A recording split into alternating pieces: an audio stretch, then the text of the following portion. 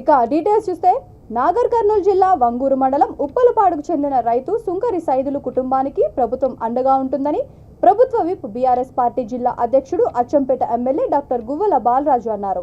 సైదులు తన వ్యవసాయ పొలంలో వేసిన పల్లి చేనుకు కొందరు దుండగులు నిప్పు అంటించడంతో భారీగా నష్టపోయిన విషయం తెలుసుకొని ఆయనను పరామర్శించారు.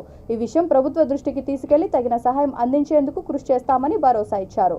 అనంతరం రైతు కుటుంబానికి కొంత ఆర్థిక సాయం అందజేశారు. ఈ కార్యక్రమంలో స్థానిక నాయకులు, ప్రజాప్రతినిధులు, రైతులు పాల్గొన్నారు.